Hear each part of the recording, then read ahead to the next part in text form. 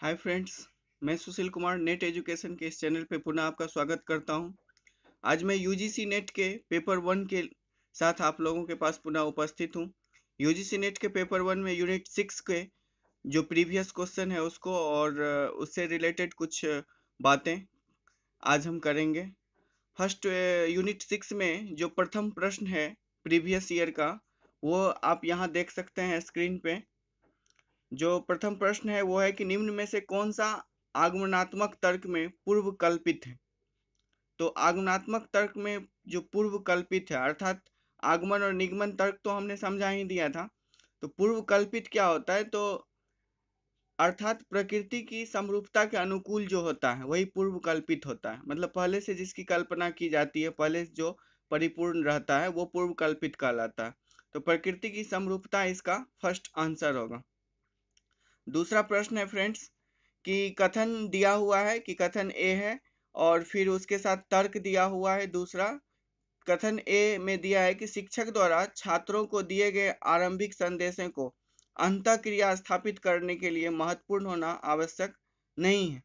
और संप्रेषण प्रक्रिया पर तर्क दिया हुआ है कि संप्रेषण प्रक्रिया पर अपेक्षाकृत अधिक नियंत्रण का निहितार्थ छात्रों द्वारा अधिगम पर अपेक्षाकृत अधिक नियंत्रण होता है। तो ये आप यहाँ प्रश्न सीरीज में भी आप देख सकते हैं यहाँ पे। तो इस प्रश्न को आप गौर से देखिए। इस प्रश्न में आपको यह ढूंढना है कि जब शिक्षक जो हैं वो कुछ संदेश देते हैं बच्चों को, तो उसकी अंतःक्रिया जो होती है, उसकी जो आंतरिक क्रिया होती है, क्या अंतःक्रिया स्थापित करने के लिए महत्वपूर्ण होना आवश्यक नहीं है जिस समय वो निर्देश दे रहे होते हैं। तो कक्षा में छात्रों को आरंभिक संदेश के बाद की बात हो रहा है। जिस समय दे रहे होते उस समय तो अति आवश्यक है अंतःक्रिया स्थापित करने के लिए, लेकिन कह रहा है कि आरंभिक संदेश के बाद अंतःक्रिया की आवश्यकता है। तो दूसरी तरफ है कि आवश्यकता नहीं है, सॉरी आवश्यकता नहीं है। आप यहाँ देखिए क्वेश्चन नंबर 4 में दूसरा है कि संप्रेषण जो है वो प्रक्रिया का अपेक्षाकृत अधिक नियंत्रण का निहितार्थ छात्रों द्वारा अधिगम पर अपेक्षाकृत अधिक नियंत्रण होती है। तो संप्रेषण जो होती है, बातचीत जो होती है, संप्रेषण उसके अपेक्षाकृत अधिक नियंत्रण निहितार्थ होता है जब छात्रों द्वारा अधिगम की अपेक्षा अधिक नियंत्रण हो। मतलब छात्र जब अधिगम की अपेक्षा ज्यादा अत्यधिक रखता हो तो ये जो है दोनों, इसका जो है दोनों कथन सही है कि अंतःक्रिया क्लास के समय है। जब अंतःक्रिया क्लास समाप्त हो जाती है शिक्षकों का छात्रों के बीच, तो वह अंतःक्रिया में वो स्थापित करना अति आवश्यक नहीं है, क्योंकि शिक्षक कहीं और होते हैं, विद्यार्थी कहीं और होते हैं। तो कथन ए भी सही है। और कथन आर जो है संप्रेषण की प्रक्रिया पर अधिक नियंत्रण जो है वह छात्रों के अधिगम की अपेक्षा अधिक नियंत्रण होता है। मतलब जो छात्र जितना सीखना चाहता है उसकी अधिगम क्षमता उतनी ज़्यादा अच्छी होती है। तो ये दोनों कथन सही है और आर ए की सही व्याख्या भी है। इस तरह से क्वेश्चन नंबर 4 का जो हमारे पीडीएफ का क्वेश्चन नंबर 1 होगा उसका 3 नंबर सही होगा कि ए और आर दोनों सही है और आर ए की सही व्याख्या है। दूसरा प्रश्न हम देखते हैं फ्रेंड्स। तीसरा प्रश्न देखते हैं कि निम्न में से कौन सा वेन चित्र के संदर्भ में, यहाँ पे आप देख सकते हैं क्वेश्चन नंबर 3 कि निम्न में से कौन वेन चित्र विधि के संदर्भ में सही नहीं है। तो सही नहीं है इसे आपको देखना है। तो क्वेश्चन नंबर 1, ऑप्शन नंबर 1 देखिए, यह तर्कों की वैधता के परीक्षण की एक विधि है। जब भी वेन चित्र आरेख आप बनाते हैं तो वह आप क्यों बनाते हैं? क्योंकि आपको लगता है कि वाक्यों को जो वर्गीकृत करने की यह विधि है, वाक्यों को एक आधार द्वारा, एक सही आधार वाक्य द्वारा स्पष्ट करने की विधि है, एक चित्र द्वारा, एक न्याय वाक्य द्वारा आधार वाक्य को प्रदर्शित करने की विधि है। परंतु तर्क की वैधता लिमिट नहीं होती है। परीक्षण की विधि तो है लेकिन तर्क की वैधता लिमिट नहीं होती है। अतः संदर्भ में सही नहीं है वह तर्क की वैधता जो परीक्षण की विधि नहीं है। यहाँ आप क्वेश्चन नंबर 3 के ऑप्शन 1 को टिक करिएगा। ये प्रीवियस ईयर का ही क्वेश्चन है। क्वेश्चन नंबर 4 की बात करते हैं हम।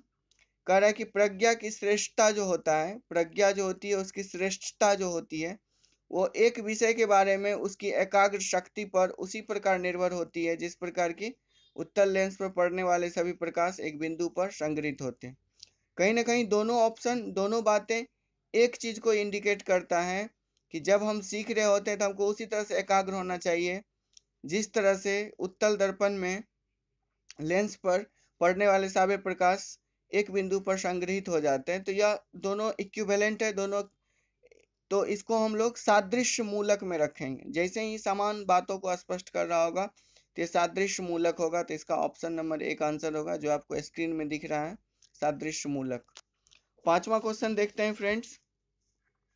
पांचवा क्वेश्चन है हमारा कि आधार वाक्य है कोई, तो आधार वाक्य में ए नंबर है कि अधिकांश नर्तक जो है वो शारीरिक रूप से फिट हैं। सही बात है, नर्तकी शारीरिक रूप से फिट ही होते हैं। अधिकांश गायक नर्तक हैं, जो गायक हैं वो नर्तक हैं। यह जरूरी नहीं है कि अधिकांश जो गायक होंगे वो नर्तक ही होंगे, तो यह जरूरी नहीं है। अधिकांश गायक जो है वो नर्तक नहीं भी हो सकते हैं। फिर है कि अधिकांश गायक शारीरिक रूप से फिट हैं, निष्कर्ष में है अधिकांश नर्तक गायक हैं, अधिकांश शारीरिक रूप से फिट व्यक्ति ही नर्तक हैं और अधिकांश शारीरिक रूप से फिट व्यक्ति ही गायक है। तो इसका आंसर नंबर 4 आप टिक देख सकते हैं, टिक किया हुआ है, जो बी और सी सही आंसर है। अर्थात अधिकांश नर्तक हैं जो गायक हैं, जितने भी नर्तक हैं सो गायक हैं, और अधिकांश शारीरिक रूप से फिट व्यक्ति जो हैं वही नर्तक हैं। तो ये आधार वाक्य और निष्कर्ष को आप एक साथ लेकर चलिए, आपको खुद डिसीजन प्राप्त होगा। तो इस तरह से हम कह सकते हैं फ्रेंड्स कि वेन आरेख के इस यूनिट में, यूनिट नंबर 6 में, आपको अपनी सूझबूझ के अनुरूप, प्रश्नों के सूझबूझ के अनुरूप आपको प्रश्न करना होगा, हल करना होगा, उसका जवाब देना होगा। साथ ही इससे वेन आरेख की उपयोगिता, वेन आरेख की गुणवत्ता, विशेषता इत्यादि को हमें समझना है, जो मुख्य रूप से है। जहाँ तक हम सिलेबस की बात करते हैं तो सिलेबस में हमारा जो है युक्ति संगत के रूप में इकाई 6 को इस तरह से दर्शाया गया है, आप स्क्रीन पे देख सकते हैं। तो हमारा जो सिलेबस है वो इस रूप में है, इसे हम इस रूप में आप देख सकते हैं। और हम यही कहेंगे कि यूनिट 6 के अंतर्गत आपको आगमनात्मक तर्क, निगमनात्मक तर्क और तर्कों के प्रकार, तर्क के प्रकार, विभिन्न प्रकार एवं कक्षा में पढ़ते समय शिक्षक की बातों का छात्रों पर क्या प्रभाव पड़ता है, उसकी क्या उपयोगिता है, इसे आप देखिए। साथ ही पूर्व का मेरा जो वीडियो है यूनिट 6 का, उसे आप देखने की कोशिश कीजिए।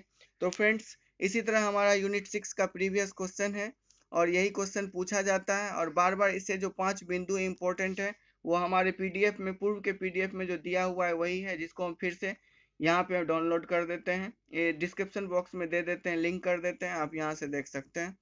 इस तरह से हम यूनिट 6 को कंप्लीट कर रहे हैं। अब हम यूनिट 7 के साथ पुनः आपके सामने उपस्थित होंगे। तब तक के लिए धन्यवाद friends. Thank you for watching friends. Thank you to all.